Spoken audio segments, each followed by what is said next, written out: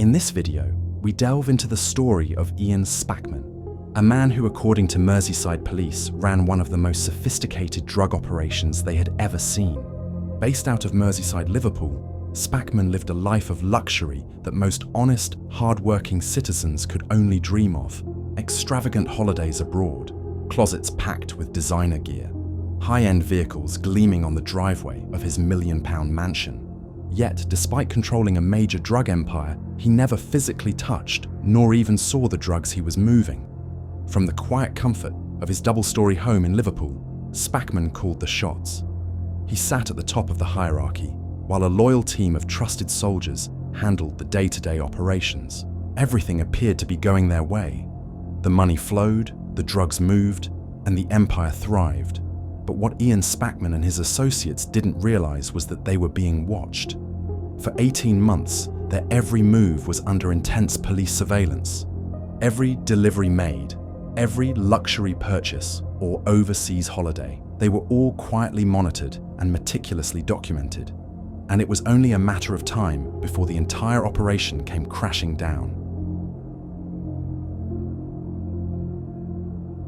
The rise of Ian Spackman to the pinnacle of the UK's drug trade wasn't marked by the typical traits of a hardened kingpin. With no prior convictions or criminal history, Spackman was just a regular, hard-working scouser, driven by ambition and a hunger for the high life. In 2009, he took a leap of faith, venturing into the automotive industry. The business focused on car repairs, maintenance, and bodywork. It was his attempt at legitimate success. But within just 3 years, the dream began to crumble. The business was barely breaking even. Debts were mounting, and the riches he once envisioned now seemed further away than ever. By the end of 2013, Excel Autos was forced to shut its doors for good. Its remaining assets were seized and distributed among debt collectors, leaving Spackman with nothing but mounting frustration and financial pressure. Backed into a corner, with his dreams slipping through his fingers, he began to consider a different path, one far more lucrative and far more dangerous. The exact moment Ian Spackman began his journey into the criminal underworld remains unclear, but by 2015, he had already cemented his place as a key player in Liverpool's drug scene. He was no small-time dealer. Spackman was moving large quantities of Class A drugs across the UK, with his supply chain even reaching as far as the Isle of Man. His name was gaining weight, and so were his connections. He cultivated international contacts who supplied his operation with product at rock-bottom prices, an edge his UK rivals simply couldn't match. Before long, Spackman became the go-to supplier for gangs across northern England, with Teesside emerging as his most profitable territory. In one intercepted call, he casually remarked that turning over £80,000 in 2 weeks was just business ticking over. Yet Spackman himself remained a ghost. Every transactional shipment was handled by trusted lieutenants. They negotiated deals, moved the product, and collected the cash.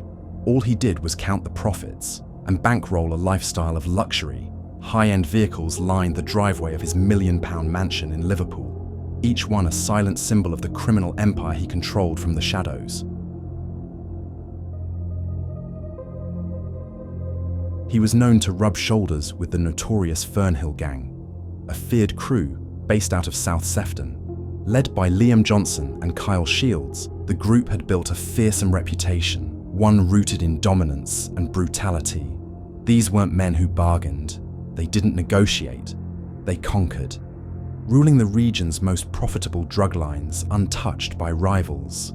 Kyle Shields, the youngest of the two leaders, began to see himself as untouchable. He would openly mock the authorities, convinced they had nothing on him or his Fernhill crew. But by late 2016, the gang's reign came to a definitive end. After an extensive investigation into their criminal activities, law enforcement dismantled the Fernhill crew, with each member handed lengthy prison sentences, shattering the grip they once held over South Sefton. No empire ever thrives without trustworthy people. Individuals who execute their roles with ruthless calculation and unwavering focus.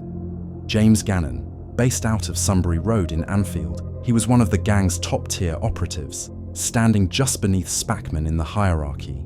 Gannon oversaw vast distribution routes, managing street-level supply chains that stretched across Lancashire, Cumbria, Teesside, and beyond. He was known for luxury trips overseas, once spending £800 on accommodation alone during a weekend in Paris. Alongside Spackman, he even rented an apartment in Spain to prepare a major cannabis plot, one designed to infiltrate the Isle of Man, where the street value was 4 times higher than on the mainland. Peter Mulvaney, known locally as the Kid from Thornton, he served as the delivery man behind a carefully constructed front. To keep suspicions low, Mulvaney set up a fake company called P&M Plumbing and rented an industrial unit in Bemrose under his name.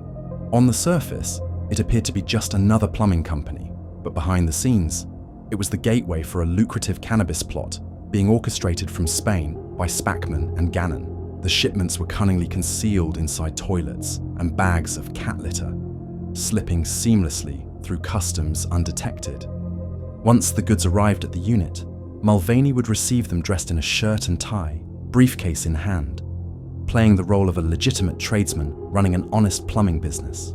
Tom Collins, based out of High Lane, Fazakerley.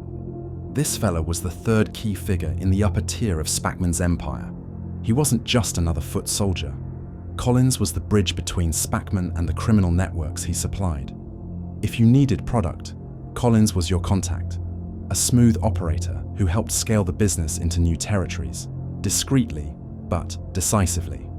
And just like the rest of the gang's elite, Collins enjoyed the perks of his position. He once jetted off to New York on Christmas Eve, spending an entire month abroad, but his name wasn't just tied to luxury. Collins was still deeply hands-on in the mechanics of the trade. One recorded transaction revealed he had purchased a hydraulic press, an industrial-grade machine that was used by the gang to compress bulk quantities of drugs into tightly packed bricks. Then, the final key player, Mark Campbell, based out of Ince Road, Thornton. He oversaw local distribution and managed logistics with tight control. This fella enjoyed the spotlight, dripping in designer gear and spending tens of thousands on diamond jewelry for his partner, along with luxury getaways to the Dominican Republic. Together, these 4 men turned Merseyside into their personal playground. There were others, lower down the ladder, who worked tirelessly behind the scenes. But these were the faces of the operation, the headline makers, the big players, the ones small-time dealers looked up to. But every empire has a weak spot. And for Ian Spackman and his crew, that weakness ran deeper than anyone imagined. Picture this. It's a mild spring afternoon in 2016. On the surface, everything appears routine. Gary Unsworth, an unsuspecting delivery driver, was on yet another routine run. From Merseyside, he made his way north, scheduled to drop off goods in Cumbria, then Teesside. Dressed in full delivery gear, he looked every bit the part, professional, composed, and entirely unremarkable. But hidden deep inside his truck was something far more sinister. 1 kilogram of heroin and a quarter kilo of cocaine carefully concealed among the cargo. But what Unsworth didn't know was that this trip wasn't just routine, it was being watched. For months, authorities had been quietly tracking every move of the operation. Without hesitation, authorities moved in, swarming the vehicle with weapons drawn. Inside, Gary Unsworth was caught completely off guard. He had no time to react. With nowhere to run, he stepped out and surrendered without resistance. That moment marked the beginning of the end. Authorities had just set the stage for a wave of coordinated raids that would soon unravel the entire operation. It's late February 2017. A 200-kilogram cannabis shipment had just arrived at the Bemrose industrial unit, smuggled in from Spain. But this delivery was different. Peter Mulvaney, the usual point man, was nowhere in sight, reportedly away on holiday overseas. In his place stood Mark Campbell, tasked with receiving the load and signing it off for a £4,000 cut. What he didn't know was that authorities were already in position, blending into the background, watching, waiting for the perfect moment to strike. Moments after Mark Campbell received the haul, authorities made their move. The takedown was swift and calculated, every second captured on surveillance footage. There was no room for denial, no chance to fight the case in court. Each member of the crew was arrested on the spot and taken into custody. 5 miles from the chaos at Bemrose, a second team of officers descended on Mark Campbell's 2-story home in Thornton. They arrived in an armoured Land Rover, built to batter through gates and barricades without hesitation. Inside, Campbell's girlfriend was blindsided by the sudden intrusion. She watched in stunned silence as designer wardrobes, gym equipment, and signed sports gear were hauled into police vans. A £10,000 Cartier diamond watch was removed from her wrist, deemed too glamorous to conceal. It was a brutal end to a lifestyle built on illicit gains. Then, in March 2017, the biggest raid of them all unfolded. The quiet suburb of Maghull was rocked by police sirens, unaware that a drug kingpin had been living in their midst, hidden in plain sight. Authorities stormed Ian Spackman's estate in full tactical gear, smashing through the gates with precision. Parked outside, a BMW X5 immediately caught their eye. It was seized on the spot. Inside, Spackman lounged on his sofa, feet propped on the coffee table, appearing unfazed as officers tore through his home, confiscating the luxuries his empire had funded.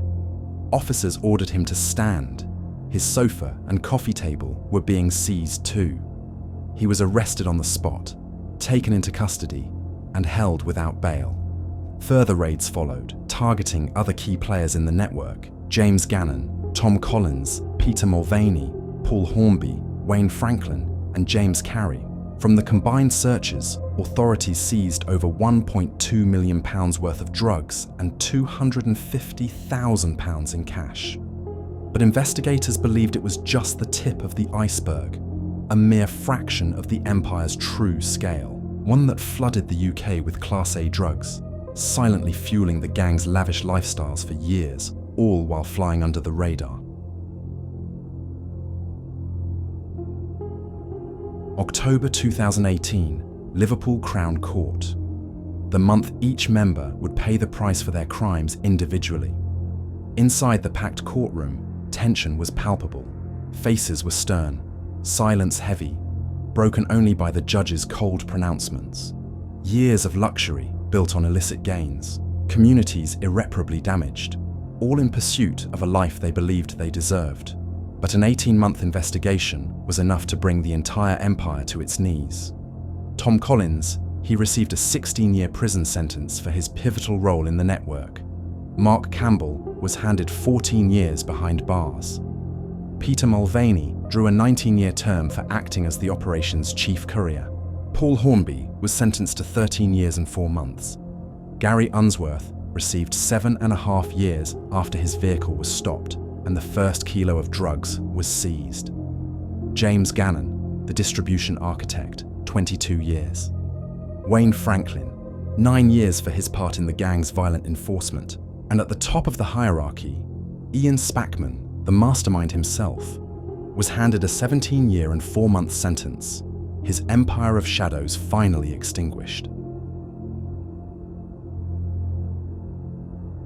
Ian Spackman built his empire on secrecy, encrypted devices, and ruthless ambition, carefully recruiting others to handle the risk, while he reaped the rewards from a distance. But no criminal network is ever truly untouchable. The relentless work by investigators saw Spackman's carefully crafted operation collapse. His downfall stands as a powerful reminder. No matter how sophisticated the system, justice always catches up.